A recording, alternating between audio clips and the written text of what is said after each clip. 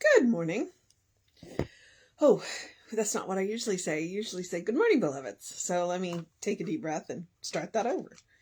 I'm having trouble getting started today, and I have a fairly busy day ahead of me.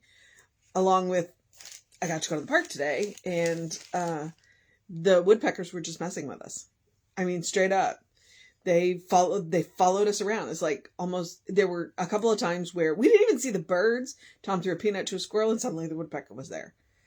So hopefully out of all of that, I got a couple of good pictures of woodpeckers. The squirrels were not in it. I think we were almost a mile in before we saw any really, there was one squirrel and then it was like a mile before we actually started seeing squirrels. And then the blue jays were just not having it. I don't know that I got any pictures of the blue jays today. But there was that one part towards the end where I think I got some really good pictures of squirrels. So, squirrels in trees. So, all in all, good day in the park. It started to drip when we were finishing up. So, I hope that you have as successful of a day as I did in the park this morning. All right, it is March 18th. Our title is Mark All Accounts Paid in Full. The first quote is, "And be ye kind to one another." Ephesians 4:32. And then the second quote is, "I do the works of it who dwelleth among the heavens. My presence within commands and I obey." And that is Science of Mind, page 521. And this is the first time I've seen that this is a used book because there's a little bit of a highlight right here. Interesting. All right. Most of us like to think that we live honestly, promptly paying our bills as they come due. Can we truly say that we owe nothing? What of the encouraging word we owe to the person working to overcome a problem or struggling to advance spiritually?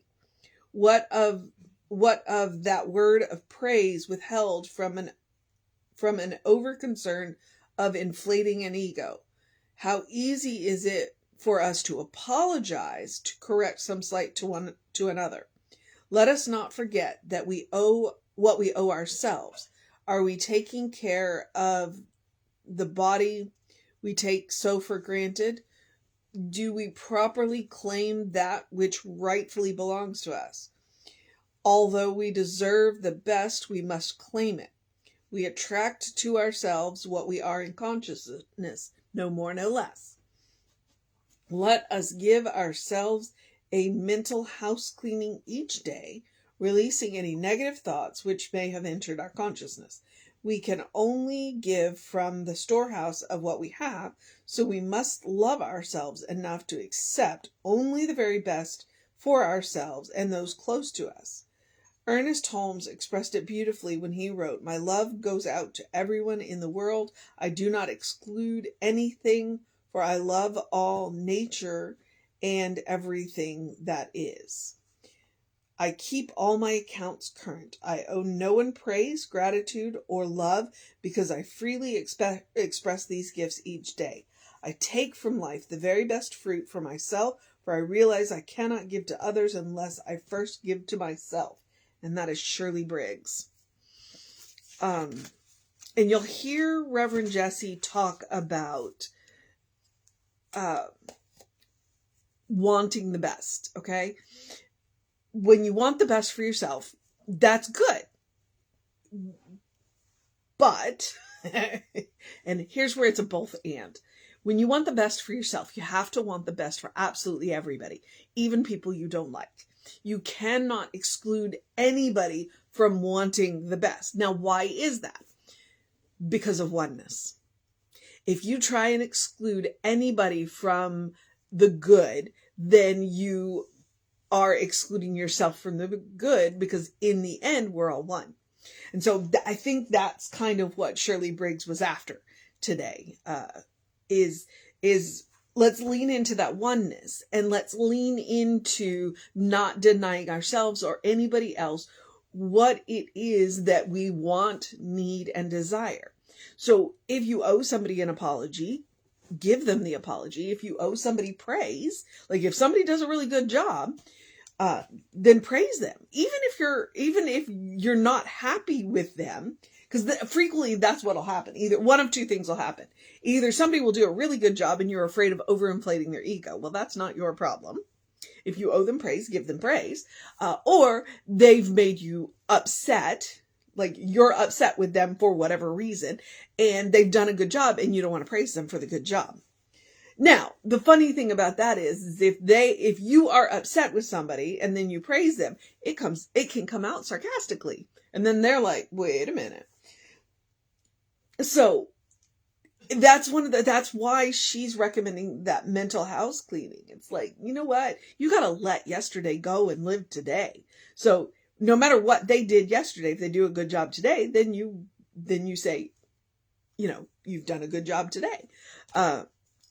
So, and that's just life. I'm speaking from personal experience there. So she asks these questions, and then we have to answer them honestly, and then try to live better. Let's see. Can we truly say we owe nothing? What of the encouraging word we owe to the person working to overcome a problem or struggling to advance spiritually? Okay. That's relatively easy. If you see somebody, but to do it not in a condescending way. What of the word of praise withheld from an overconcern of inflating an ego? You know what? That's not our problem. That is not our problem. If somebody deserves a word of praise, give the word of praise. You never know how much your words can mean to someone else. And if it overinflates their ego, that's not your problem to deal with. That's where you can ask that question, is this mine to do? If they did a good job, tell them they did a good job. And if their ego overinflates, then that's their work to do. How easy is it for us to apologize to correct some slight to another? It can depend. It can depend, and that's where that highlight is. And the other highlight is, let us not forget what we owe ourselves. And that's where, there they are. It's the next page. I was like, what? There's a whole lot of highlights on the next couple of pages. Interesting. 3 pages in a row. Lots of highlights. Okay. Pardon me while I get distracted.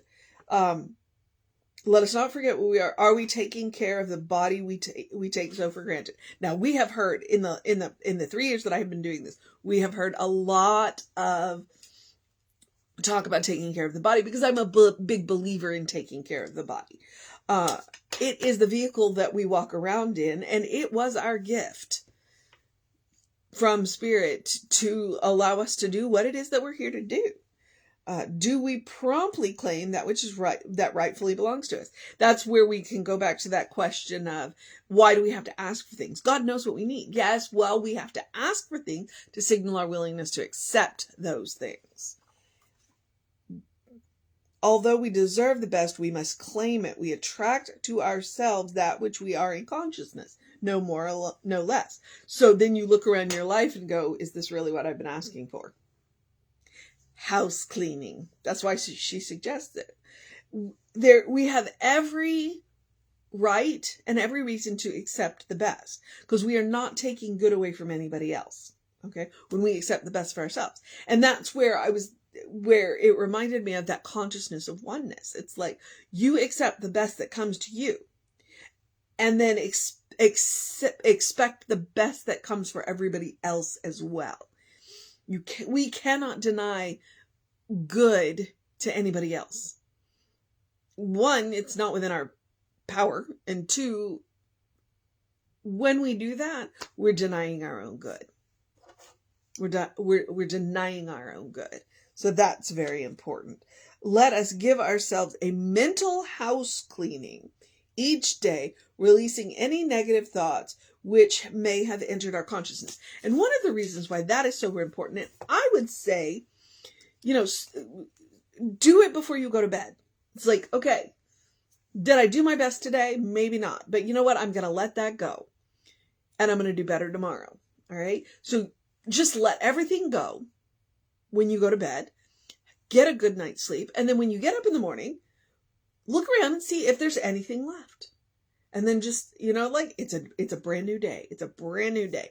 And really, honestly, when dealing with people, that's an interesting way to do it. It's like if you and, I'll give you an example, coworker had a moment yesterday and it wasn't good, and you forgive and let go of it. So the next day you come in, it's a brand new day. It's as if what happened yesterday did not happen. Okay? And that's part of that. Forgive. I'm not saying you forget, but I'm saying you forgive. And you treat that coworker as if you didn't have the moment yesterday. All right? It can set the day off in a new way. If you are willing to let the past be the past and start today as a new day, then you can have a whole new interaction with that coworker. Especially if that coworker comes in expecting you to hold a grudge because they knew they were wrong. So and it's fascinating.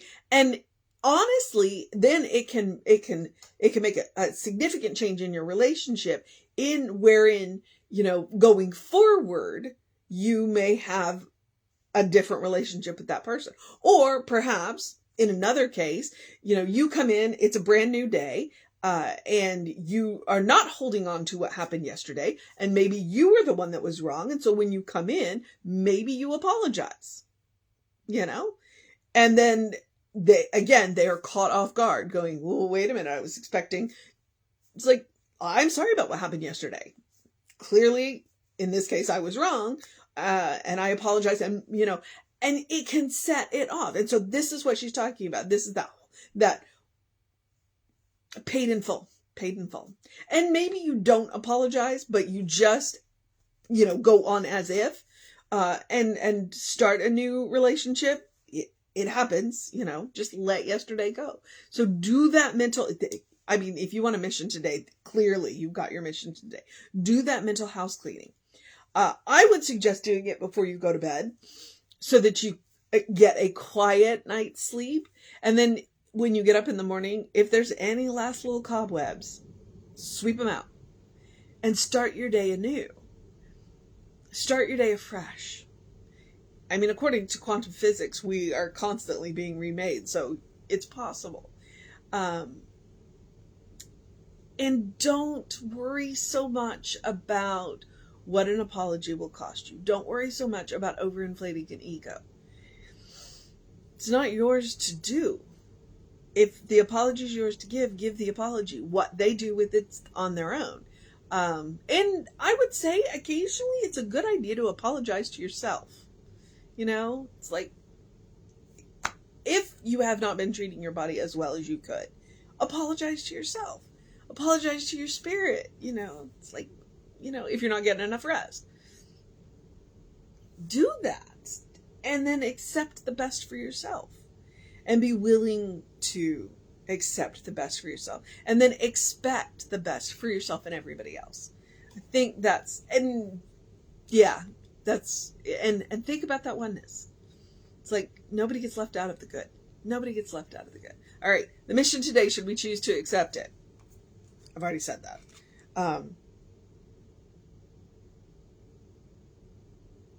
Where was it? The mission today, should we choose to accept it? Let us give ourselves a mental house cleaning each day, releasing any negative thoughts which may have entered our consciousness. Let your accounts be paid in full. The quicker you can release that kind of stuff, and I'm not asking you to act as if somebody has hurt you, you do not have to put yourself within reach of them again. But you can let it go and not hold on to it. Just don't put yourself in their reach again, if at all possible. And protect yourself if you do end up in situations where you are back in reach of them. But let the negativity go. And speak your truth. Speak your truth. And go forward expecting and accepting the best for you. All right. And that is the mission today. Okay. I have places I need to be, and I need to go finish my water. So I'm going to encourage you, because part of what she's doing today is that where I talk about the spiritual practice of doing something loving for yourself, doing something kind for yourself, doing something compassionate for yourself. Well, that's what she's talking about too. By letting the negativity go, by letting yesterday go, by going ahead and making the apologies to ourselves and to other people that we need to do, and I'm sorry, one of the best things ever is genuine, sincere praise. You know, when you tell somebody you've done a good job, it's good for both of you. So honestly, if you want to practice loving, kind, compassionate, tell people they did a good job. Try it. It's fun. It's fun. And be sincere about it. And when you apologize, be sincere about it. And when you apologize to yourself, be sincere about it. It's honestly, you know, I talk about love, kindness, and compassion. And I say, take a deep breath before you speak. And that gives you that moment to really dip into that heart space, that spirit space, and whatever it is that you're going to say, even if you're going to say no, you know, you can dip into that heart space and say it sincerely, in such a way that they know that you're not doing it that you are doing it out of love, not out of anything else. So, and house cleaning, you know, mental house cleaning, emotional house cleaning, spiritual house cleaning. That's love, kindness, and compassion. It absolutely is. So practice on yourself. You are your own best test subject. But more importantly, you deserve your own love. You deserve your own kindness. You deserve your own compassion. Absolutely, you do. You're a beloved child of God. So practice on yourself.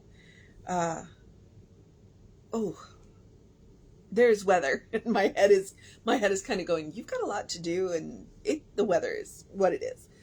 So, thinking just a bit of a challenge. I said practice on yourself. I gave you some suggestions. I'm going to remind you, yes, it is absolutely about self-care. It is about creating a well-worn path to the source of your own being, to the source of infinite love, infinite kindness, infinite compassion. It is about taking care of yourself. As she says in here, you can't pour from an empty cup. What comes to you in your life is what is in your consciousness. So take care of your consciousness. But I'm also going to remind you, it is about making room for joy. Your life is a special occasion. Don't save the good stuff. So, and that's what I would frequently in this say, eat dessert first. That's what I mean. Your life is a special occasion. Don't save the good stuff. So eat dessert first. All right.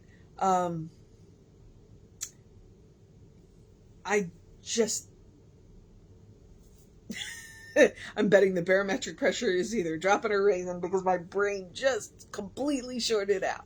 I do encourage you to do something to engage your mind and your body today, whatever that looks like. I do encourage you to drink plenty of water. Hydration is super important. I do encourage you to get early in your day bright light. It can be artificial, because with it being cloudy and cold, there was no bright sunlight this morning. That works. That counts. It is called a circadian rhythm. It is a hormone balance. It encourages, it helps the body have that natural hormone rhythm, and you'll have more energy during the day and you'll sleep better at night. So trust me on that. Early in your day, bright light, especially if you get up before the sun does. Okay. In the words of Ernest Holmes, open the windows of your soul. Allow the breath of heaven to remind you do live in heaven right here, right now. It's all around us all the time, okay? Because it's a state of mind. It's a state of consciousness. What Shirley is talking about today, making sure all of your accounts are paid in full, that's part of opening your soul. That is part about being willing to apologize when you should, about being willing to praise when you can, about being willing to take care of yourself and others, and being willing to accept your good and to accept the best of your good. All right. That is what opening your soul is about. And when we can do that and recognize that heaven is a state of mind, it's a state of consciousness, it's a state of willingness, it ceases to be a place and can become any place. And if that is not one of the best ways to make a world that works for everybody, then I don't know what I'm talking about. And I haven't been doing this for nearly 20 years, you know, which rocks me back on my heels when I say that I've been doing this for nearly 20 years. So, all right, practice, practice, practice. Accept your good. Say yes and say no and say good job and say I'm sorry in all of the places where it is appropriate. And take Emma's advice. Look for the good and praise it. Okay? Okay. Here's where I'm going to do the social media part. We are Creative Life Spiritual Center, Creative Life Spark. I am the running Rev Brian on the social medias that I am on. I encourage you to check them all out and have a good time with the social medias. We try and put up good stuff, enlightening stuff, loving stuff, fun stuff. You know, we do all that. There's great content, so avail yourself of it. If you want to know what's going on with the center, email info@creativelife.org. The hot links are hot. If it in that email says click here now, it will take you right to the information you want or to the person that can help you get it. And our website, which is creativelife.org, has a new feature where if you go to the Sunday Talks on the website, it will take you right to our YouTube channel. Okay? The Creative Life Spiritual Center. And if you're wondering where I archive these talks, that is on the Running Rev Ryan YouTube. I didn't want to clutter up the Creative Life because there's a lot of content on both channels. So check them out. All right. Yes, I think I'm at the part where I get to encourage you to have a great day, a wondrous day, a fantastic day, a magical day, an enchanted day, a wonder-filled day, a house-cleaning day, an accepting your good day,